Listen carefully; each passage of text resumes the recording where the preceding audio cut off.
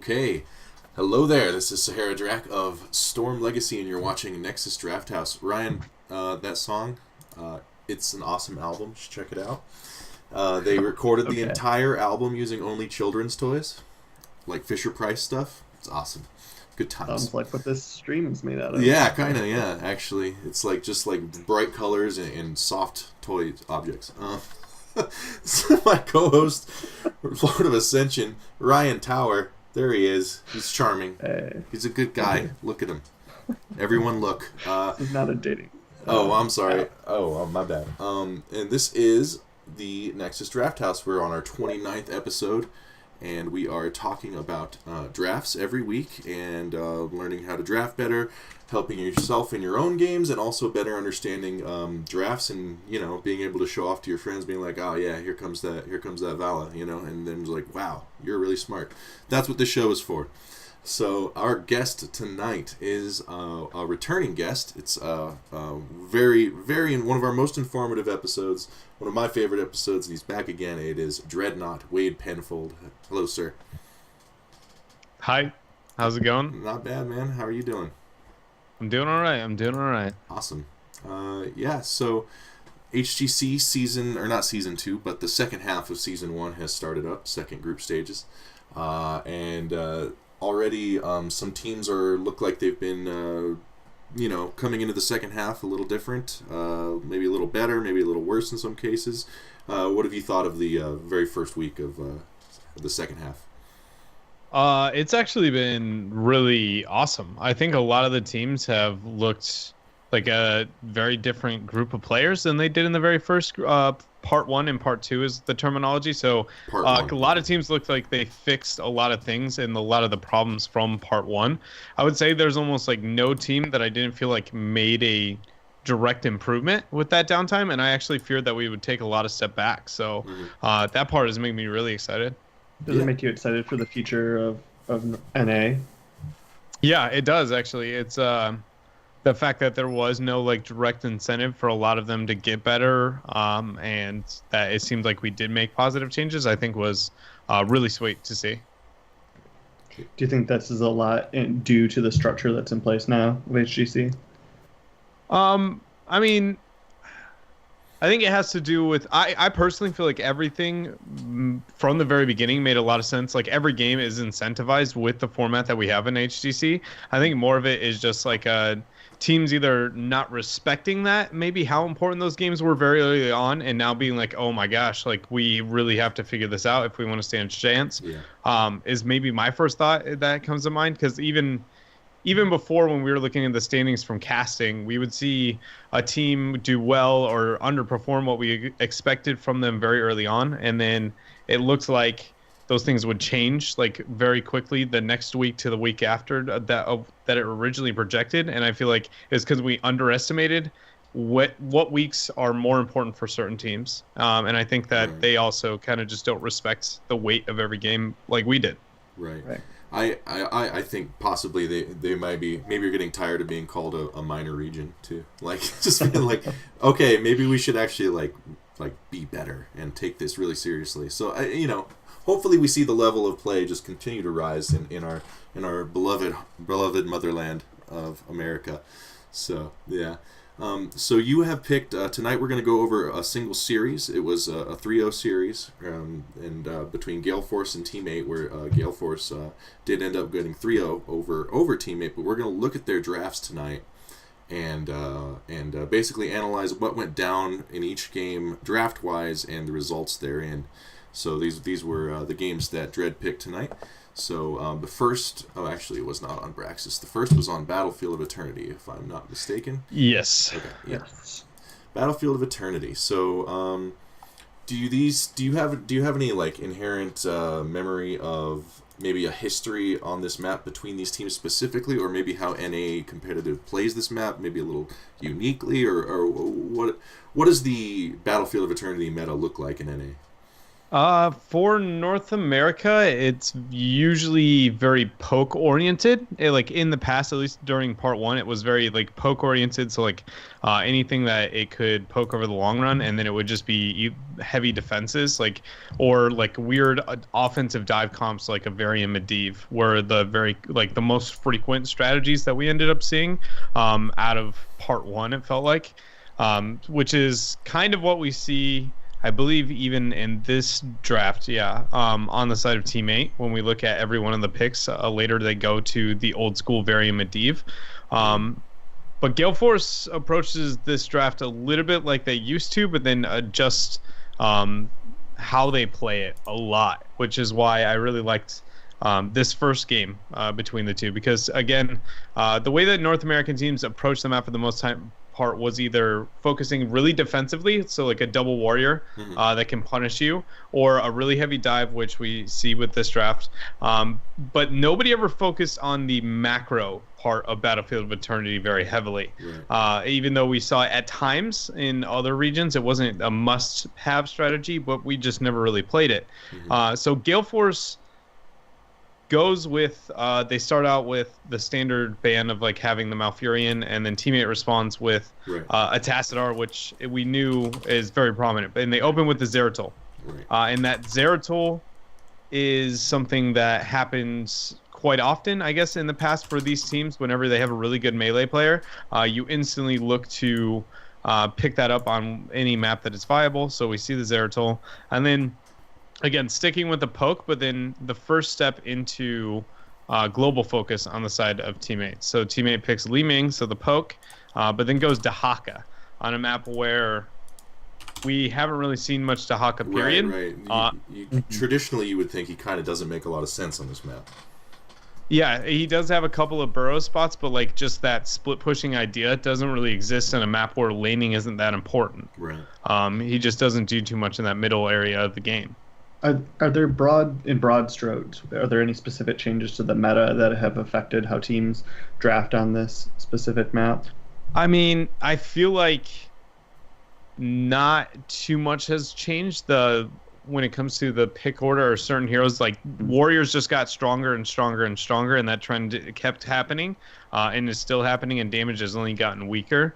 But that's the only other thing, which would make globals a little bit stronger, just because anytime you have heavy melees, they usually struggle outside of team fighting. So globals really counter that directly. But it wasn't anything too mind-bogglingly different than what we had seen going forward, at least not with this draft specifically.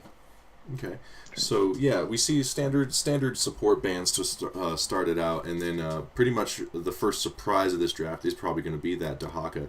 Now, when you talk about macro play on this map, for those who might not know, what does that entail exactly? Is it just split pushing in opportune times? What else is that, or how can you describe it?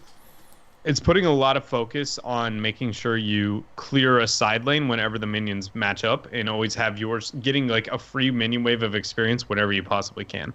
That is like the biggest form of macro play on BOE, is any hero that can just kind of go up there, one shot a minion wave, come back down, and it didn't waste a lot of time. That's where you kind of snowball your experience early on. Right. Okay. Is this style of play becoming? We've seen a little bit more of it, but do you see this becoming even more prominent versus the traditional poker burn? I think so. It will become more dominant, not just like in BOE specifically, but I think in all of North America. At least that's what week number one trended towards, was this very not all focus on macro, but a lot more for a lot of the top teams, specifically Tempo Storm and Gale Force. They were way more concerned with how they could play around the map rather than worrying about winning team fights. And when they did worry about winning team fights, which happens in game number 2, they drafted exactly for team fighting and what we know to be one of the most dominant team fighting strategies in the game, which is double support, double warrior. Right. That's really interesting, because the last time you were on the show, we spoke specifically about wave clear and how important that was, and how we're seeing the macro game become even more important. Being embraced finally in NA by some of the teams, which is great, because your execution, like your skill ceiling in team fights, it only goes so high, right? Like, but the macro game kind of has, I don't want to say infinite, but like there's a lot you can do with a macro where you can excel over someone like a team that you think isn't as good as that. So it gives you a bigger window of victory in a lot of ways. Yeah, for sure. Okay, so Dehaka, Li Ming, and then Gale Force drafts up here, Falstad and Arthas. yeah, and so what that is doing is picking another global on a map where we wouldn't expect to see a lot of global pressure picked up. And then we see this is one of the first series that we get to see a professional play since Arthas has been buffed, and it shows, that he is obviously kind of neat, which made this that much more exciting. Finally we get Arthas for North America. How's that going to play out? The Arthas is not really the innovative part of this draft at all. It's just more of a note of maybe where he lies in terms of competitive value. Right. I had my team name switched because they're on the other side in game 2, and so now we got the team names on the right side. Production value, Ryan. It's that budget I'm working with.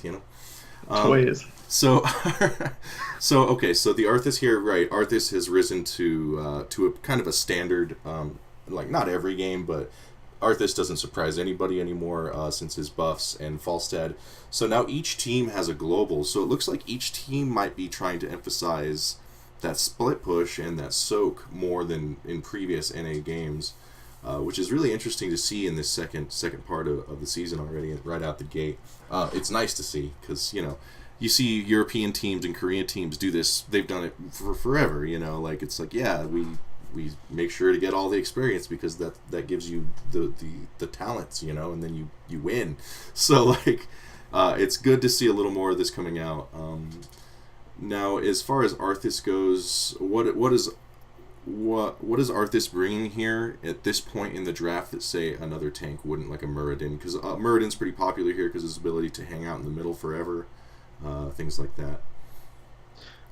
A lot of that comes down to the fact that Zeratul typically doesn't work well in double warrior comps. You typically want to run him always in a solo warrior composition, just because your team usually lacks the damage needed if you have Zeratul and then one other melee and then another warrior. But beyond that, it's kind of what those two picks, the Zeratul and the Falstad, lead to them being able to do with the rest of their composition. Both of those have very defensive, heroic opportunities, which then can benefit moving into a Lieutenant Morales and then that Lunara that we see way later, their next two picks in their draft. Okay. So it's actually kind of like the Zeratul also allows Arthas to be a better solo warrior. He just has that 5-second pause button, which allows ghouls to be able to get more value.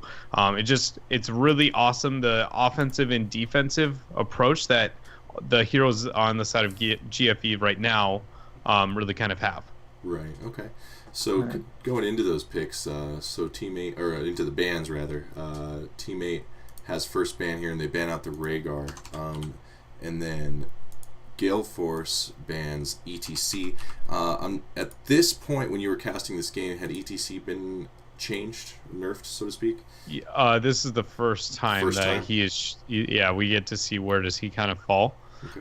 And oddly enough, this is a strategy that more than just Gale Force took when facing teammate, banning out the warrior that they know teammate wants. Another team, the later that played against teammate, did the exact same thing. So whether or not this be where they think ETC stands or they think that it's such a big hit adjusting, either way, a lot of teams have been banning this right here. Right. Okay. Interesting.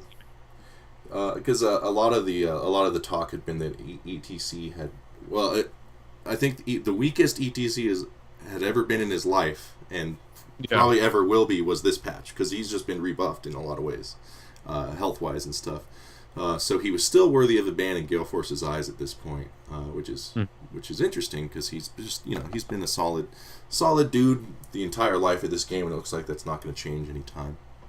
And then the Rhaegar ban. Why a Rhaegar ban from teammate? Do you feel over? Mouth's already gone. Is there anything else that support-wise, like maybe a Lucio, that they would have banned, or? Essentially what that's doing is when looking at Gale Force's draft, you don't immediately look at the Zeratul and Falstad as like two safe options to move into a Lunar or into a Morales, which they do. But so your first thought is, well, we know that Malfurion's already off the table, and that's the one they would want the most. And Lucio seems to be this weird middle ground on a lot of teams debating on where he's if he's worth the ban or not. So by banning out the Rhaegar and intending to pick the Lucio, it puts you in your opponents in a position into their next ban to where they go, do we really not want them to have the Lucio and ban it out and then get even that much farther down the support line, or do you let it go out? Right, because then you would want the Arthas to have a burst support, so you go into the Rhaegar rather than anything else like an Ariel, which would be really awkward. So by banning the Rhaegar, it just cripples GFE into an awkward ban. So GFE obviously does end up picking up the Morales a little later in the draft, but would they have preferred the Rhaegar, like hands down, or were these two pretty comparable picks if they were trying to just shaft them into one of them? I think it would have been safer.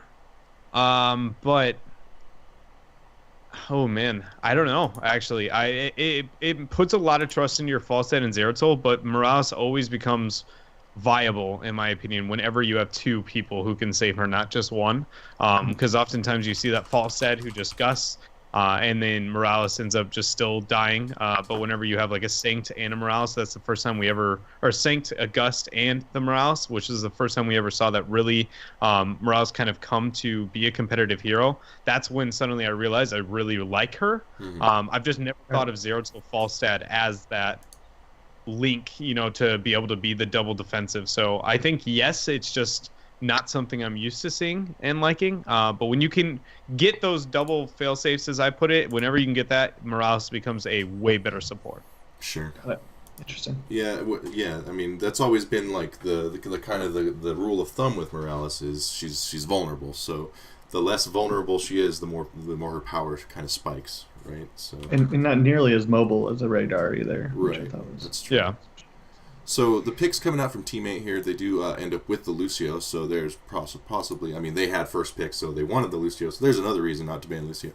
And Varian, which is always an interesting pick.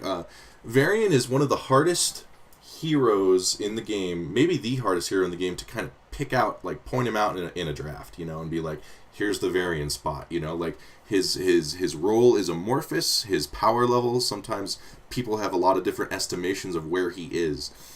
So the Varian pick is interesting to me here. What do you think of these two picks? I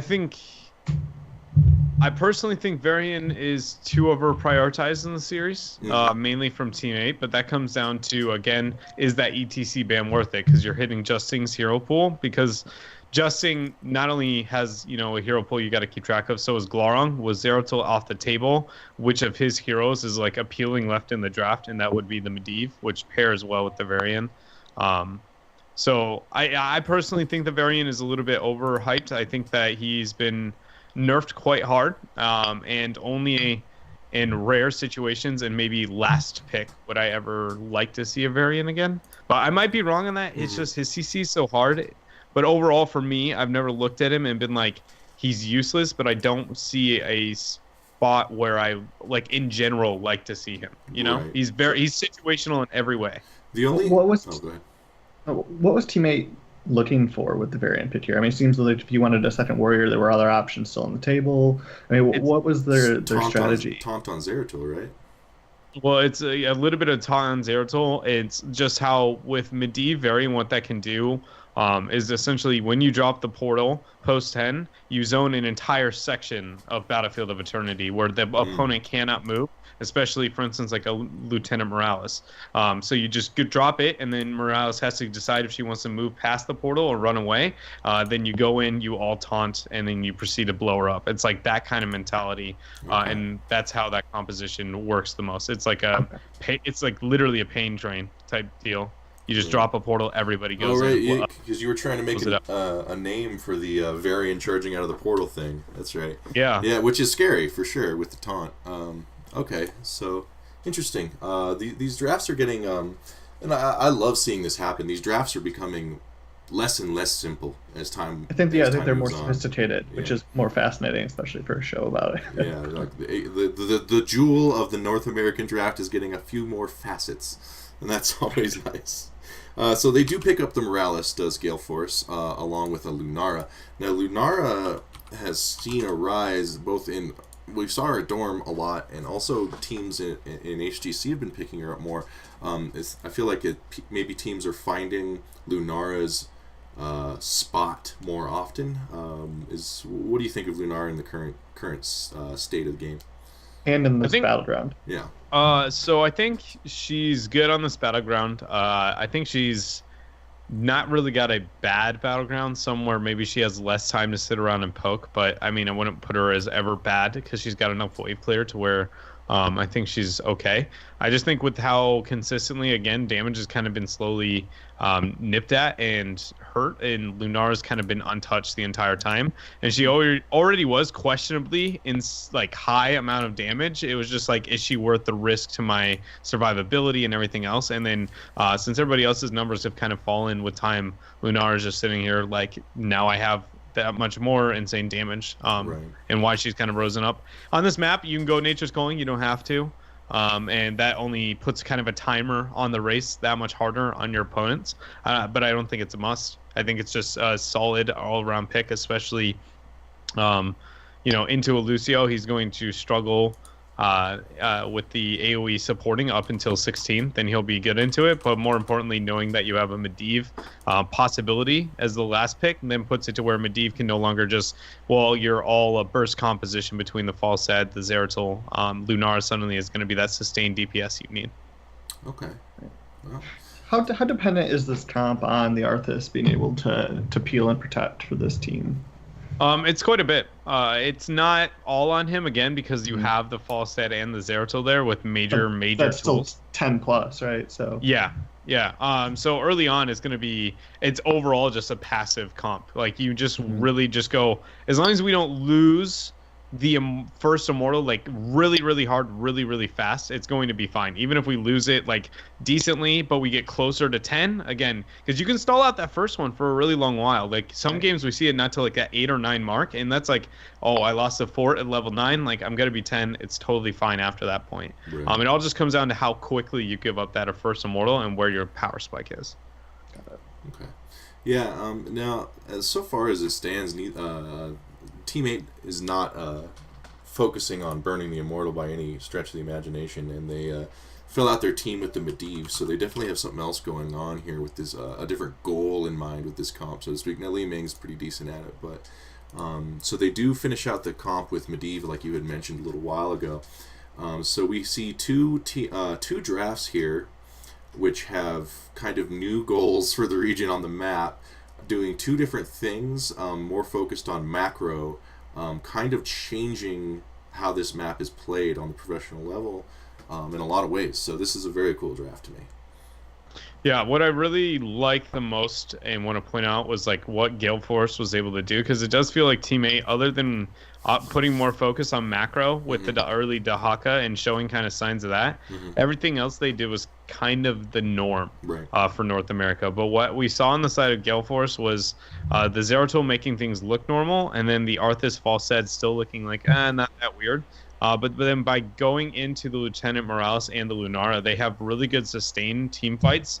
And they also have the Falstad and Zeratul to kind of play this. Zeratul as a pseudo global and get side soak on side lanes, and then Falstad get pressure elsewhere. And then whenever one would collapse on the other person would look to make a rotation to get an advantage. They kind of always use the Falstad and the Zeratul to constantly keep the Dahaka busy and the other person soaking another lane.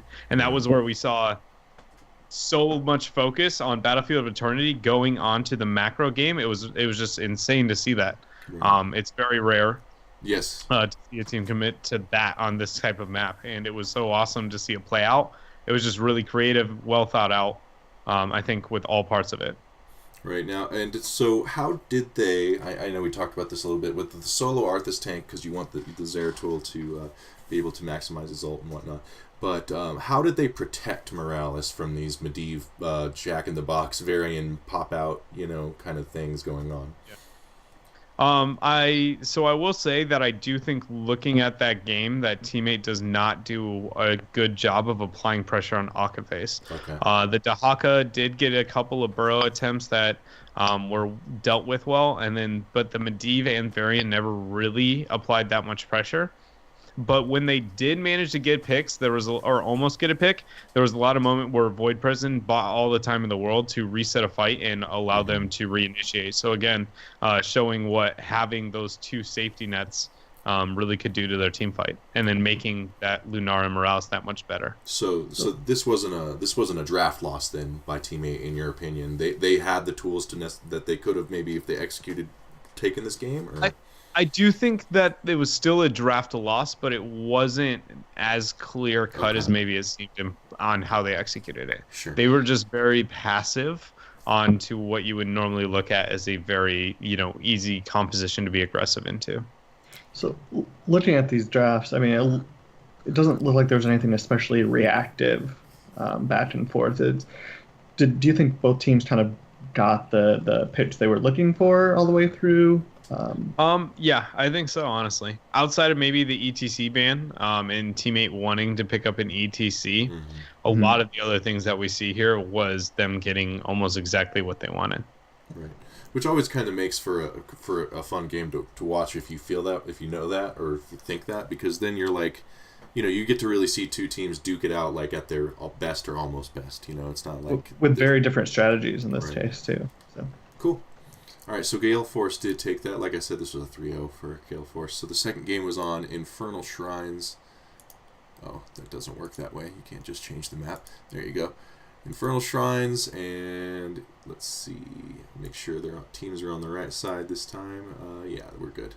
Same side, yeah. Yeah, okay. So this draft going into Infernal Shrines, Gale Force is up 1-0. Obviously, tradition speaks to a lot of AoE emphasis on this map. Wave clear being one of the most important tenets of this map. What else in the current cutting edge NA meta is being emphasized on Infernal Shrines? I think the only major difference would be Arthas is bigger, because he does the shrine control. And he has very high kill potential around the shrines. Everything he does around them as well. He's like a less flashy, definitely less risky, but kind of like Kerrigan, where he does a lot of things where he scares your opponent. He does it well by collecting it for your team. Just everything about him is really safe right now on this map. Okay. And before we get into this, actually, how do you feel about the direction of tanks, and looks like maybe the soon-to-be prominence of either double support or single role supports, like how Arthas is this tank for this thing, and an Uberak does this. How are you feeling about the direction of the meta regarding the balance changes in that direction, that way? To be honest, I've said, I'm not too big of a fan of it.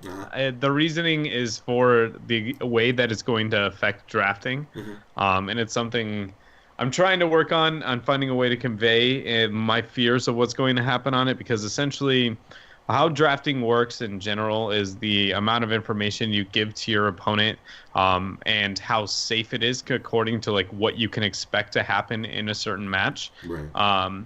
And how likely it is to be able to gain value in common circumstances is the most valuable pick very early on. Like the lack of information you commit, and getting this weird kind of isolating, having specific roles that certain people are trying to fill will essentially increase the information they give to the opponents, limiting how realistic they are to draft high into a draft, to where everybody will play safe, extremely safe, in the first half of the draft, and then really have to commit to a really polar type of composition with the later picks onto a draft. And I think that not only is that really hard to balance and make healthy for the game, but I also think it'll just make composition significantly more diverse, which is kind of cool, but I think it will ultimately make them less innovative. So they'll just be really significantly you have to go one or two, or one option 1 or 2. Like that's it. Just like there's A and B. These are the only 2 picks possible, because it's so niche now as it moves down, and you generic picks which ones they actually worked with on this map or in these circumstances. No. I just think it's really scary trend to go in a direction where because like I mean it's a prime example of like why Tassadar sits where he sits in a draft most of the time, which is banned just based on he's never a bad pick because of the utility he provides to every single character in the game. So he's overly synergistic with everything that exists, but there's no bad spot because of his wave clear being so good, and the damage output he has and the trade-offs are pretty much non-existent, which makes him the best pick in the game. And that's like the generic problem. When there are too generic, it creates a really bad problem the opposite direction. Right, too homogenized, and jack of all trades, but too good at everything. Now, one thing I do think could happen is I think it could potentially open the doors some next level mind games when teams get used to this kind of meta, where it's like, hey, we picked this red flag pick, and you overcommitted in the draft, and now we're not drafting around that red flag pick. We just have him, and we can work with it enough to beat you in this game. And then maybe if that becomes a thing, the other team's like, are they picking this red flag trick as a ruse? Are they like actually playing Arthas? Like, I don't know. I think it has potential in the long run if it sticks around long enough for people to really, really get crazy with it. But we'll see, I guess. The other thing is it opens up the door if those heroes are that good on a particular map for them to just be banned out, which means the ones that are typically banned won't be. But yeah, I could see that too. Not sure that's healthy either. Yeah, well, last time we still see that, right? Like when we don't look at competitive, in my opinion, when looking at Haunted Minds and Sylvanas, right, is that it gets so good at one specific dynamic that it makes it is that healthy? Being like, well, that's a must ban, like because when you force a team into a ban purely based on the fact that a team's not that good with it, it's just too likely to gain too much value. I would consider that's the brink to unhealtly. Yeah, don't get me started on Sylvanas, Dread. It's just it's like it's not when like it's only when you can force a certain team into a draft without consideration of how good are we with this character and how bad are my opponents against it.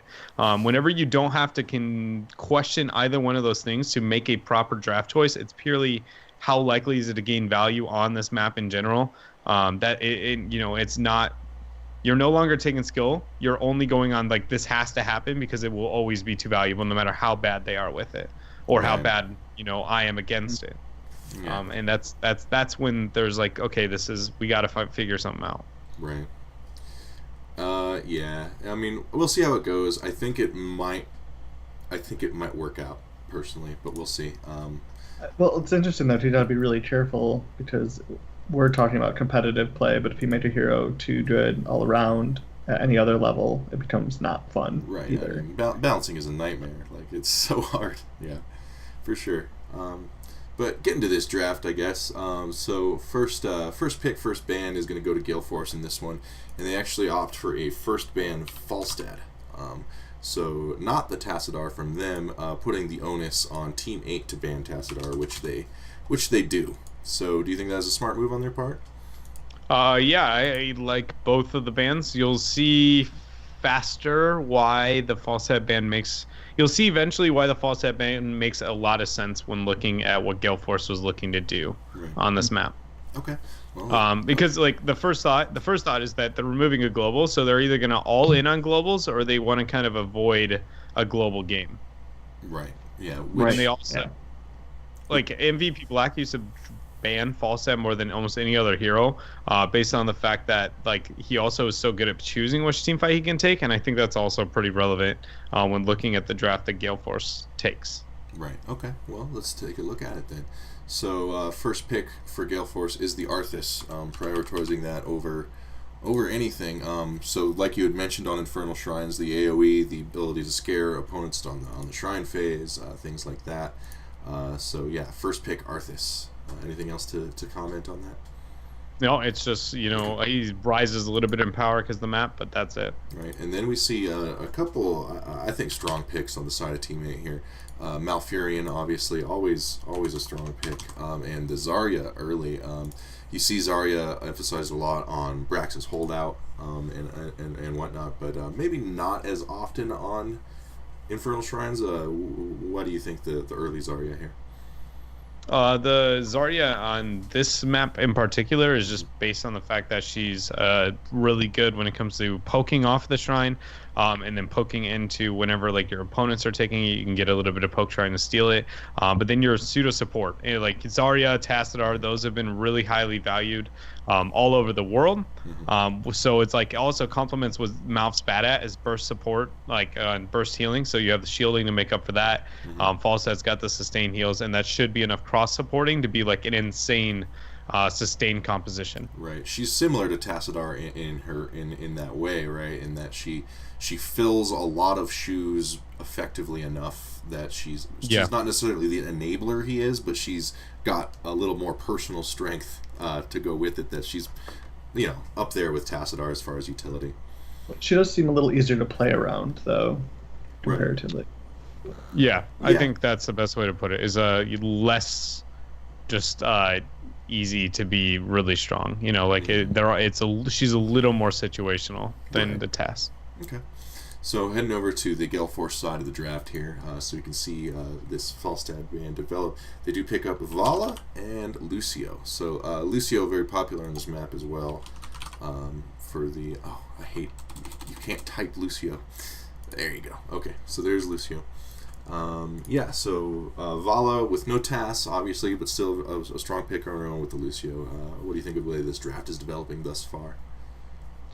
So what I really like here is the fact that we do see the Vala, which is just like a generic, really strong backliner, as long as she can have the support to be able to help her out. The Lucio with the Malfurion already picked up. I really like the high value on the Lucio, and then that works with the Arthas so well.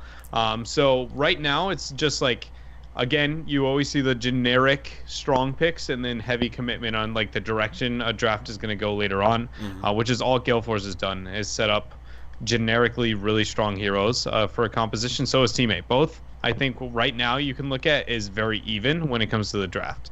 Okay. Yeah. We're seeing generic power picks from everyone so far, which, like you said earlier and you emphasized, that's kind of how the draft. I mean, but it makes sense that drafts go that way, right? Like you don't want to reveal your trump card until the end, because then you commit, and maybe you can get a big draft advantage with that and make them step into a trap, so to speak. So Vala, Lucio, and then we go into the bans. So the first ban goes to Teammate, and they ban out the Dahaka, actually, and then I want to talk about this Dahaka ban. Go for it. So we now have two globals banned out, and this just seems like such a change from the really global heavy meta we saw. Is what's really doing rise to this, and what are they afraid of with the Dahaka pick? All right, so this is actually really interesting. I don't know how confused I sounded the broadcast off the top of my head, but I this is a moment where I go, this doesn't add up to me. Showing that Teammate essentially with the Dahaka ban go, we think that the globals could be a problem this game. With the Falstad banned out, it's the only major go-to global left, but we don't feel like it's worth our next two picks, which then automatically means that they are going to commit less focus, obviously, on the macro and more about the team fight focus. And their answer to do those things is to a Varian Gul'dan, which the Zarya Malf Gul'dan, like cross-supporting insane amount of damage, makes a lot of sense. The Varian is questionable in terms of doesn't provide much other than a little bit of Ada lockdown, and Gul'dan isn't necessarily the best burst follow-up to the Varian. Right. So it doesn't make a lot of sense, honestly, with the Falstad ban out inside of Gale Force at all. It doesn't. It makes more sense to go, we're going to take this, and then just run it themselves in their next two picks. Okay. It's one of the few moments where I'm like, I don't know, because I totally expected them, honestly, probably to pick that in their first rotation, and then when they didn't, it was like a must take in their second. So the fact that it banned halfway through, it seems so backwards to me. Right. But, why don't they want Gale Force to have it either, though? I mean, it doesn't seem like Dahaka would be a serious problem for their current draft so far, Right. other than the ability to soak those lanes. So if we kind of fast forward and we say that the teammate doesn't ban out the Dahaka, and then they pick the Varian Gul'dan, and then later the Dahaka is an option for Gale Force, would they want it even? Right. I think, yeah, with Falstad banned out, being able to pick up a Dahaka and a double warrior, you can run however many supports that you want, really. At that point, you would want to run a solo and make sure you macro with the Dahaka. But yeah, on a map that where you know it's going to make it to the late game, that split put push pressure can be so valuable up in the top lane specifically. I think it's not that it would be a must pick, but it is a very easy, again, pick. Globals are very safe. So I would say, yeah. So knowing how this Gale Force draft plays out, would they have picked up the Dahaka? So I think the Dahaka, if Gale Force went into this draft with a strategy and they execute it properly, but the Dahaka ban only made their strategy better. Okay. So I wouldn't say that it would be like it was the Dahaka made them go this direction with the draft, but it was the nail in the coffin because globals are a direct counter to what we're going to see Gale Force move into. Okay, right. Got it. So there's the Dahaka ban, and like you said, yeah, I'm trying to look for a reason not to just get him yourself. You have the first pick after the ban phase. You have Azaria pairs nicely, and then like you were mentioning about Jaina. But they opt for the now. The thing is now Gul'dan is. Do we talk about the other ban though? Yeah, so Gale Force bans ETC, but I just want to go back to this Gul'dan thing real quick. Gul'dan, I mean, maybe Team 8 just really likes. I mean, he's a very highly valued hero on this map. For the shrine phase and for the wave clear, maybe they just wanted that sustained clear over something like a Jaina. I'm just kind of playing devil's advocate for their choice, but I don't know. Does that make sense? Yeah, so like the Gul'dan makes a lot of sense when it comes to like the fight over the actual like Q build on this map is absolutely insane. The damage potential it can have committing to everyone. It's just if you typically see the Gul'dan picked up right there, it puts it in a position to where you're going to win the late game shrines unless your opponent can match your damage output later, which currently they can't do in that draft. So you make up for it again with global. So by the fact that Dahaka is banned out, because like if you lose the shrine, it's like, well, at least you were side soaking over your opponent, and that helps you for the first couple of phases. So like the Gul'dan, I think is a really awesome pick, and maybe that shows more of like why they wanted to rid the Dahaka, because they didn't think it was good in their draft, but it also is a counter to what the Gul'dan they were looking to play might have. Maybe that is more of the reason for the. Okay. But the Gul'dan overall, I like. Like, I think it's awesome in that pseudo support, like the trinity of like a true support, a soft support with them, like a mouth plus any shielder plus, and then insert hyper carry here. I think is an awesome comp. They're really, really strong. Yeah. We see it with Ariel too. So, but Gale Force essentially with the Dahaka banned out, and then teammate committing more to team fighting. Their next two picks like just make the draft, in my opinion, almost unwinnable after this point. Right. So, Gale Force bans out the ETC and then picks up. Did you have something you want to say? Thoughts on the ETC? I just want to know. Well, if they hadn't banned out the ETC, or excuse me, if Team 8 hadn't banned out Dahaka, would Gale Force have considered banning out the Dahaka over the ETC, or is ETC still the right ban regardless? So that comes down to whether or not they think the stab adjusting was worth it enough, right? So not considering it's justing on the hero and their like if we're gonna take the draft and remove the team names and the players from it and like more of like objective draft, is the Arthas ban or the ETC ban worth more than the Dahaka? If it was let through, I don't think so. I think you should rid of the global because giving that up to your opponent would be way too good. So it did make the ETC ban easier. But I can still see GFE after seeing what they did in draft number 1. It's going, this is okay. We're still just gonna look at Justing's hero pool because last time it forced him into Varian and it looks good. Why wouldn't it feel the same here? Right. Okay. Fair enough. Okay, so after that they do pick up, round out their team with both the Angels of Heaven, Tyrael and Ariel. They rhyme. They both wear hoods. They're both good people. and Gale Force likes them. So. And what that does for the draft now builds a hyper carry, like an insane backline with Vala, Arthas for decent shrine control himself, Lucio for the insane amount of utility and mobility gained, but then Tyrael for the sanctification to help with supporting with Arthas that he might need, or Lucio whatsoever, and then having the Ariel, it's like a double support, double warrior, insane control, really good cross synergy, really insane cross supporting and utility across the board. So it takes what would be weak against globals, good at long sustained team fights around the shrines.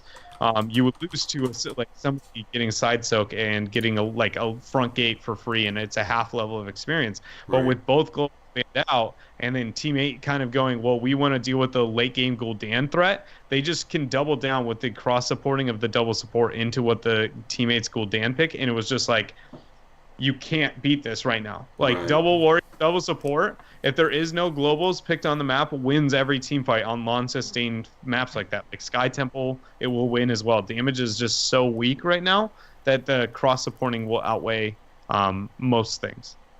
Interesting, yeah. And, you know, denying the Gul'dan his favorite healer, you know, cross supporting with the Lucio sustained heal. It's really, really hard to break through this comp in a team fight. Like, now you can draft to break this comp, but once it kind of falls into this, you're kind of stuck. Is that kind of what you're trying to say?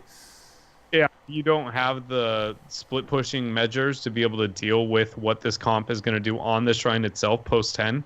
You don't win late game team fighting, so you have to find a different way.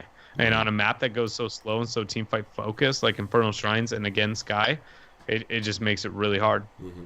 So you're sitting on teammates' side and you see this go down. You're like, oh, okay, I see what they're doing with their comp. Hopefully, what do you fill in this last slot with, you personally? I mean, they went with Sonya, but I would go with, gosh, I have a weak front line. I need to have something that can kill warriors in team fight, or I need like a global. Like, ooh, ETC is a global, Falstad is a global, the Haka is a global. All the globals are gone. Right, so that's just like the only one that you could argue. Honestly, like a Zag has a huge reach, but we just, we're going to get talking about that in the next series. But like Zagara is the next kind of like global, maybe. You could risk going into like a Probius and getting split pressure through him by, just his minion wave clear so fast. So even though you're like as a group, you can split push. And then, man, Sylve, you would have 0 damage. But I want to say Sylve, so you can split push whenever the shrine's up and you can't win the fights. Could you have Nazeebo'd? I don't know. It's hard. Yeah, again, it's like that would have been better than the Sonya, I think. To me, yeah, it's like well, they're doing this late game draft, right? Well, then Nazeebo's on the table. Let's play their game and maybe just power spike and backfire on them. But I don't know. It's hard. That's a hard spot to fill, I think. I would have liked to see definitely a gray main over the Sonya. Okay, gray main. Yeah, I could see that for sure. Although, God, can he punch through that double support though? Like they have a lot of utility in Ariel and Lucio too.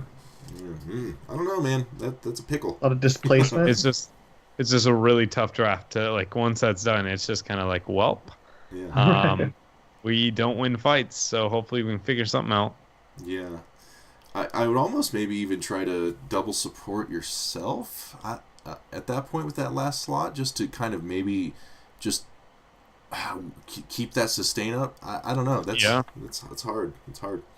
Although the support pool is pretty slim pickings at this point. Rhaegar's still out there though, actually. So I don't know. Interesting. Maybe a Kerosene. I don't know.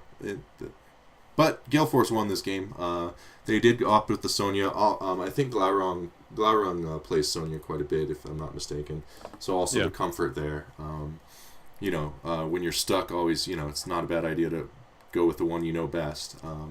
But Gale Force did end up taking this game, so they're up 2-0 at this point. We'll pick the final map of this best of 5 was Baraxis Holdout. Let me just switch these teams around here because Team 8 is now blue. There we go. Yeah, so Braxis Holdout. We did a show only about Braxis Holdout last week with Cavalier Guest, and it was an interesting time, a lot of fascinating stuff. But what are your thoughts about the current Braxis Holdout? How it's evolved? Where do you think it's going, especially in NA? Yeah. Yeah. I think I like where it's headed. It's starting to make more sense. Probably less to an average viewer, but when totally looking at like optimal laning rather than just conforming to what we knew as like the 1-4 is more prominent in North America. So I like where it's going.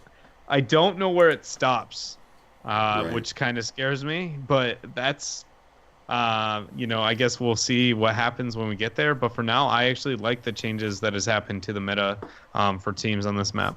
I have some crazy. I think about this stuff like, I don't know, like at work. I don't know. I just think about drafts. I have some crazy thoughts about where a map like Braxis Holdout could end up going. And I think a lot of people are kind of, the sky is falling about double support coming back. Yeah. I think we could see no support meta happening on this map at some point. I really do. There's so many heroes in this game that can take care of themselves. And with this 1-4 split kind of thing going on, I don't know. I could see it happening. I think, to me, Braxis Holdout is the most interesting map to look at in the future. Obviously, other than Hanamura, because that's brand new. So it's like, ooh, that's really interesting. But of the maps we have, Braxis is the one that I think is going to have the most violent meta shifts in the near future. I could be wrong.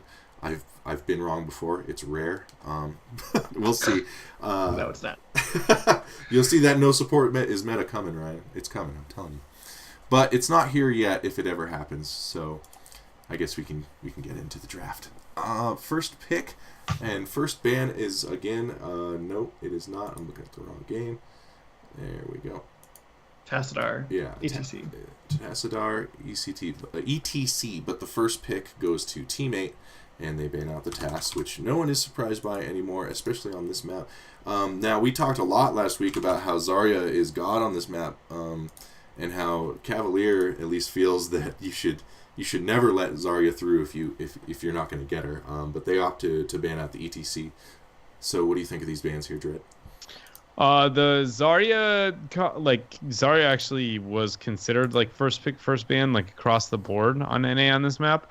I think she's decent I think she's okay. She's really good if your opponents commit to a 1-4, but as a generic first pick, I'm still torn on how I feel about her. Mm-hmm. Which I'll probably touch up on a bit more when looking at some of the other picks that happen and why I like what they do, but then why I like the changes that have happened in the meta, I guess, when it comes to playstyle on this map in particular. I think it'll show a bit when looking at the picks out of Gale Force. Okay. So we see those bans there, and the first pick is the Zarya, like we just discussed. So she gets through, and then the first two picks on the side of Gale Force is going to be the Muradin. There he is, and Falstad. Yeah, tell me about this Muradin first pick. Dwarves. Dude, it's awesome. All right, so the Zarya is kind of generic out of Teammate, but yeah, so the Muradin pickup is okay. So personally, since ETC's been nerfed so much, I think he's undervalued right now, like really undervalued. But it makes more sense in this draft when we look at the rest of the compositions. So I won't touch up on to it too much now. But already we know there's a change with the Muradin pick. Right. In the playstyle that Gale Force is looking to make happen. So what does he do better than other warriors? The biggest thing here is that he can anchor points and he can stay on points like for long periods of time and then just dwarf toss away and then heal himself up. That's his biggest strength compared to every other warrior. Right. Got it. Okay. So that basically tips the hand a little bit to what they might be going for then as a See, the Muradin is so generic there, like, right, okay. Especially when looking at other regions. I honestly feel like it was just a smart play because he's good enough to where he doesn't give anything away too much on his strategy, But again, it's the lack of information, but it can still be used in a different way, much like we saw with the Zeratul kind of being like that side soaker and everything. It's a generic pick, but you're going to play it slightly different, so it makes it harder to understand in a draft. But it's gotta make you pause though, right? Like as the other team, it's like Murden first pick. Like for a minute, you're like, that's a little weird, you know. Yeah, you aren't like, okay, here comes Cheese City, but you are like, what are they thinking with this? Right. Okay. Right. So teammate moves into Malfurion. Again, never a bad choice. And the Gul'dan, a Braxis classic. So yeah, they feel pretty classic picks here. Teammate is doing the El Clasico. Yeah. So.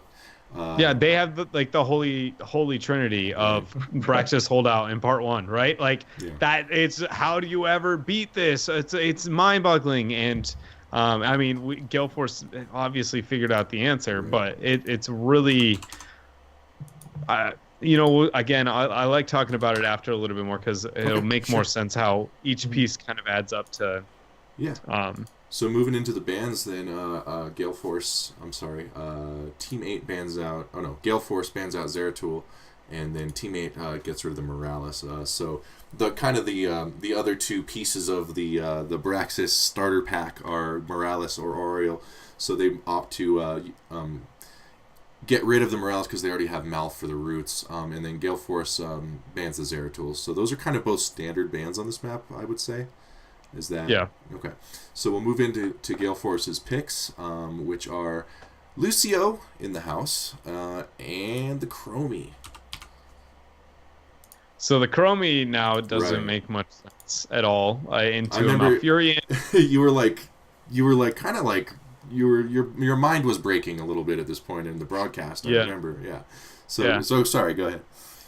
It doesn't add up, right? There's no direct reason when looking at the draft on the side of Team A outside of it just being a decent matchup into a Gul'dan who has to question when he pops his passive more often. Mm-hmm. But other than that, the Gul'dan's very it's not that good of a pick. It doesn't make much sense until we again look at the last pick. Right. That the team has. The Lucio makes sense. Again, I think he's right below Malfurion. Maybe even, honestly, I think because of the lack of information he conveys, again, you can move into double support so well. I think he's even maybe more valuable than Malfurion. Okay. Right now. So you're sitting in teammates' chairs though, right? And you were already you smelled something rotten in Denmark, so to speak, with the Murd, and you're like, they're doing something a little off, and then you get to this point in the draft, you got to be confused. Like, you got to be scrambling to figure out what they are doing. Right? Yeah, you can't just tell if they just lost their mind on how to win the 4-man because you just know they just gave you one of the most dominant 4-mans you could ask for into the strongest, one of the strongest solo laners, and only one person could really match the Dahaka, which would be Ragnaros, and a not that good pick overall when looking at the team fight on the side of Gale Force. So yeah, that was you look at that and you're like, I know something is weird, but I can't tell what. Did they just kind of have a airbrain type moment? Right. Yeah. You have to be wondering maybe they screwed up, or maybe we're screwing up, and or maybe they feel like they're 2 games up and can try something. But sure. But they do opt for the Dahaka for the solo lane. Obviously, that's the big question mark on Gale Force comp, right? It's who are they going to solo with? Is it Sonya? I don't understand. So they pick up the Dahaka and a Nubarak for the 4-man. Probably worrying about that Chromie damage a little bit. So the Nubarak looks a little reactive to me. The Dahaka was probably always was always going to be Dahaka, but the Nubarak as that last slot to me maybe was a reaction to the Chromie. Do you think maybe so? Yeah, it was definitely we need a main warrior into a Chromie. It makes a lot of sense to pick in a noob. It doesn't hurt our composition. He's really, really good right now, so let's just go with him. Gotcha. And then we find out Gale Force's solo laner, the bug that time forgot. They do fill out the team with Zagara. So at that point you're like, oh yeah. So tell us about this Zagara here. So what it is Zagara, probably Zag's best map right now with Nidus Network. Once the forts are gone, the lanes are so long, she can split pressure really, really hard and have a lot of threat when it comes to the actual shrines itself. But the cool thing about this, what Gale Force was able to do by playing this style, was the Chromie, Murden, and Lucio were kind of a 3-man squad that played defensively into the 4-man of death that we know Teammate has a very, very powerful one. And then the double globals, having the Zagara and then the Falstad, they would 2v1 up in the top lane and then split out in pressure. And they just kind of almost matched what would have been a really unwinnable 1 versus 4 if they had matched it completely. Right. So they almost matched the value that they gained in structure. So both teams took out all the forts before they even hit 10, which then made Zagara that much more terrifying post 10. Even though Teammate was in the game, right. They just, again, the global pressure that between the Falstad, between the Zagara had on the map, it just was like, how do they come back from this? And this is something we've seen not just in North America, it's in Europe with the double warrior, double support, but then also this really heavy focus on macro with like, who was it? Dignitas ran like a Dahaka Falstad where they were just 2-man and then both commit to a kill on bottom and then cycle out the other people, like constantly always making sure you have an advantage through experience, but then also ganks right. with the globals. So this Falstad moving around, definitely when you watch the game, threw Teammate into kind of chaos a little bit, disarray. You could see their rotations were very... It was almost like, and I don't mean this to be disparaging, but it was almost like a BattleNet game, like where you're just trying to react. You're just like, oh, we gotta go here. We gotta, like, they're running you, leading you along by a leash, kind of is how it looked. And that was... kind of how this game ended up going down. Ryan, were you gonna say something? No. Oh, okay. I thought you were. I thought I saw you make the like, I have a thing to say face, but I guess not. That's okay. Yeah. So very cool draft. We saw Braxis. This is. I mean, oh no, I changed my mind. You see this guy? Oh. Man. How much of this was a draft win versus an execution win? I mean, what is the split push just that good now, or did they just play excellently compared to that terrible 4-man we see at the bottom? I think I would honestly say that if Teammate had played the early game less snowbally to the race to 10 to allow Zag to be, as terrifying as she was. Like, Teammate could have won this game. They just needed to stop the bleeding with the laning a lot earlier than they did. Right. Not get caught out maybe as bit much as they did as well. So I would say a lot of it was really good execution on the side of Gale Force. And how would you have stopped that bleeding? What would you have done? So you commit to the 1-4, and then when the 1-4 happens and when they're behind and matching you rather than rotating and swapping, unless you have 100% kill on one, you just commit to the keep front wall and start pushing on that. And then go, like, you either answer to us and we use our global to force the 5 versus 5 if you do, or you don't answer to us, you keep pushing top, and you'll always lose because our 4-man is clearing so fast. Right. So always expect that your 4-man siege will be 4 versus 3 is better than their 2 versus 1. Got it. Yeah.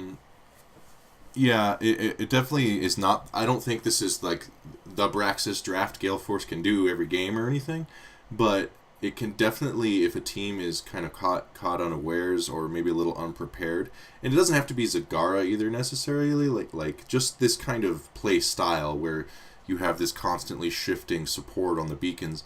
And it was something I was waiting for on Braxis for a long time, to be totally honest, is like, we're kind of, for a month or two we were like in this very rigid 4-1. This is the solo lane, and I was like, I wonder when a team's going to be like, no, like we can like switch the lane assignments every now and then, and like, I was like, when is that going to happen? And then it happened. So I love seeing this map evolve. It's one of my favorite maps, and it was a very cool game, which Gale Force took 3-0. What are you looking forward to this weekend, Dread, as far as the games go? Oh, in terms of the games this weekend, my goodness, I got done with my notes, but let me look at them. So Superstars versus Gale Force, that one's okay. Team Freedom versus B-Step will be all right. No Tomorrow versus Gale Force again. I'm going to put it as decent. I think Team 8 versus B-Step will be pretty neat just because It's a teammates been a bit of struggling-ish, after looking at first week, but they also had the hardest start possible. Right. But to see where they kind of fall out, Those kind of like middle teams struggling for who's the better in the middle games can be really good matches sometimes. So that's and I think like Team Freedom and Eventic might be really good too. Team Freedom versus B-Step could be in like a sad way where it's like who is the most stubborn type deal, because both of those are like the most stubborn when it comes to drafting. Yeah. So is that something that really is a huge deal, and how that works out between the two, I think is probably honestly my main focus. It did kind of feel like Naventic is maybe loosening up a bit though, right? Like last week at least they weren't trying to like 5v5 brawl for half an hour every game like they had before. We definitely did see a little more macro play out of them, so I kind of have a little glimmer of hope for Naventic as far as their evolving their drafts. I did like Naventic and what they changed in terms of gameplay and with their roles. I am a little bit worried because it feels like they put BKit on only 2 warriors no matter what, that it make their drafts way too predictable. Right. I could see but that. Other than that, I think that I am excited to watch them play again. I really am. Most of the teams that I didn't think I would be excited for like No Tomorrow and Naventic, for instance, I'm probably more excited than even like Superstars, just because and B-Step, just because they look so much different between part 1 and part 2. Yeah, that's the interesting story so far for me too, is these kind of teams that were floundering, so to speak, seeing them kind of maybe pick it up a little bit, and everybody likes to root for an underdog, so it's fun to watch them play and change and improve. So hopefully they can't all win and be top 8, but we'll see which ones do. So that's an interesting story for sure. But yeah, so that's what you'll be up to this weekend, right? And everybody can tune into that. We have HGC Part 2, Week 2 this weekend. What else is going on? Let's see. Heroes 2.0. That's kind of a thing that happens. That comes out on Tuesday. The day of, just so everybody listening knows, we're doing a big giveaway. I'm getting 10 veteran loot boxes because I no-lifed Heroes of the Storm. And every time I open a veteran loot box, I'm going to give away a code. So we've got 10 skin codes to give out. We've got loot box codes. We're doing a big giveaway to celebrate 2.0. And that's going to be during the day. I'm taking the day off, actually, to do it because I figured some people are stuck at work and this patch is coming out and it's really exciting. Maybe give them something to watch box opening wise. It's always fun to watch people open presents, and then you can go home and open your own presents. It's great. So that's going to be at 3 p.m. Pacific on the 25th when 2.0 comes out. Make sure you check us out on Twitter and follow us on here to know when we do that, because we're giving away all kinds of junk. So, I might even show up. Ooh. I know, wild Ryan. I know, Ryan, this guy's a mystery. I don't even he appears some Thursdays, and then the rest of the time he's a legend. He's just a myth. Talked around about campfires. So, yeah, that's what we're doing next week. And then next Thursday, I believe we have Cure coming on the show. It's Cure or Caldor. I can't remember who I scheduled because I'm a horrible human being. I'm pretty sure it's Cure. I looked it up. Okay. So our special Heroes of the Dorm episode. Right, Heroes of the Dorm episode. Yes, so we'll be here next week doing that. And I think that's what we've got going on here on the Storm Legacy front in the near future. So very much appreciate everyone who came in and checked out the show from the launcher. We were on the launcher accidentally yesterday, which was a snafu, but we were there, and we appreciate you guys coming by. Active chat is always nice, so thanks for participating, and we hope you learned something. Dread, anything you want to say before we go? Wait, Ryan? Dread, anyone? I just want to thank Dread for coming back on. It's always a pleasure. Oh, no, yeah. So appreciate your insight on all these maps. These were some great games. Yeah. So. Yeah. I appreciate it. I just wanted to say, while I was muted, that everybody hopefully watch HTC. That's all I pretty much do all the time anymore is work on that. And other than that, thank you very much for having me on again. Yes. I'm I'll try and do better about picking like one specific one that like sticks to my mind next time, rather than just being like, no, this was a really cool series. But I think it showed. You know, there was a lot of cool steps. Yeah. There's a lot of evolution too, which was great. Yeah. And a lot of good points to bring up between part 1 and part 2 and things like that. So absolutely. I think this is a great series. I mean, maybe we should just do a series because it tells a story, right, of a draft evolving. It's important for sure. So yeah, I don't mind at all. Anyways, sorry. Go ahead. No, that's really all I have. That's all you have? Okay. Wait, see, this is you just gotta watch Danny make it all about him again. What? I was just saying, like, I was telling him it was a good thing that he picked a series, man. Come on. Thanks a lot, Dread, for coming by, and everyone else for watching. It was another fun episode. Yeah, and we really appreciate you coming on, man. Your knowledge is top notch, and your insights are always. I always learn something from you. So thanks very much. Thank you. All right, have a good one, guys. Talk to you later. Night, everyone. See you, nerds.